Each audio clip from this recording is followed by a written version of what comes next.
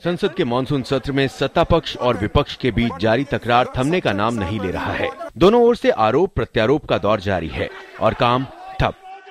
सरकार की तमाम कोशिशों के बावजूद भी संसद चलने का नाम नहीं ले रही है। संसद सत्र शुरू होने से लेकर अब तक सरकार और लोकसभा अध्यक्ष 5 बैठकें बुला चुके हैं, लेकिन विपक्ष खासकर कांग्रेस है कि मानने का नाम ही नहीं ले रही। सत्र शुरू होने से पहले ही सरकार और लोकसभा अध्यक्ष ने सर्वदलीय बैठक की और सदन चलाने में सहयोग मांगा, लेकिन कामकाज नहीं हुआ। इसके बाद वित्त मंत्री अरुण जेटली ने भी एक बैठक बुलाई, लेकिन विपक्ष नहीं आया। इसके बाद भी सरकार और लोकसभा अध्यक्ष ने पिछले हफ्ते और आज बैठक बुलाई, लेकिन गतिरोध नहीं टूटा। सरकार पहले दिन से कह रही है कि वो हर मसले पर चर्चा को तैयार है, लेकिन कांग्रेस जिद पर अड़ी है। उधर अब तो सरकार पीएम के बयान को भी तैयार है, लेकिन कांग्रेस सरकार की बात सुनने को ही राजी नहीं है। I am only politely appealing to them, please understand the mood of the nation. People want parliament to function, not overwhelmingly, 100%. People want parliament to function. They want parliament to function effectively. They want opposition to raise issues. They want government to respond to the issues and then sort out the issues in a democratic manner. गतिरोध के बीच सदन में तमाम जरूरी कागजात अटके हैं। भूमि अधिग्रहण से लेकर जीएसटी तक तमाम जरूरी विधेयक लटक गए हैं। मॉनसून सत्र के एजेंडे में कुल 11 विधेयक लंबित हैं, जिनमें 9 नए विधेयकों को पेश किया जाना है, जिनमें लोकसभा में 2 और राज्यसभा में 7 विधेयक लंबित हैं। संसद के दोनों हफ्तों में कुल मिलाकर मात्र 9% ही कामकाज हो पाया, जबकि 91% वक्त हंगामे की वजह से बर्बाद हो गया।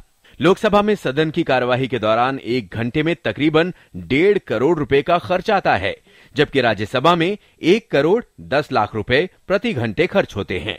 अगर पूरे मॉनसून सत्र में कार्यवाही बाधित रही तो करीब 260 करोड़ रुपए का नुकसान होने का अनुमान है, जिसमें लोकसभा की कार्यवाही पर 162 करोड़ और राज्यसभा की कार्यवाही पर 98 करोड़ रुपए की हानि हो सकती है।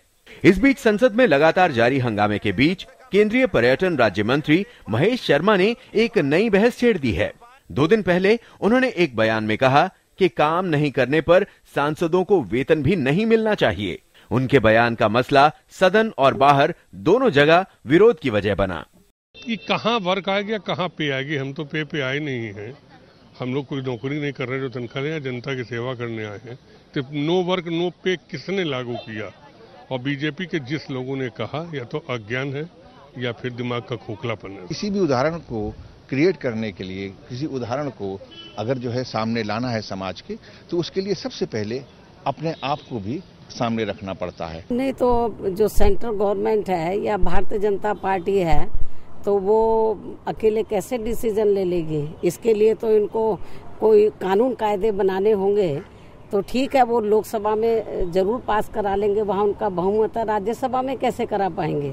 सरकार का कहना है कि इस पर बहस होनी चाहिए और इसी बहाने ही सही सदन में काम शुरू हो पाएगा।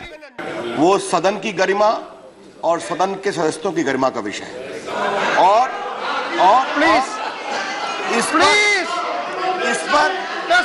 पर हम लोग सब लोग अपनी बात कहना चाहेंगे। हमारे उनमें डिफरेंसेस हो सकते हैं, लेकिन सदन की गरिमा और सदन के सदस्यों की गरिमा को लेकर एक चर्चा होनी चाहिए। हम लोग सभी अपनी बात कहना चाहते हैं। हालांकि महेश शर्मा ने बाद में सफाई दी और कहा कि ये सुझाव उनका निजी विचार है। मेरा ख्याल है कि मेरा स्टेटमेंट सभी ने अगर ध्यान से देखा हो तो मैंने ये कहा है कि ये सुझाव आया है कि अगर एक मजदूर को तनख्वाह नहीं मिलती काम करने ना करने पर, तो पार्लियामेंटेरियंस को भी नहीं मिलनी चाहिए।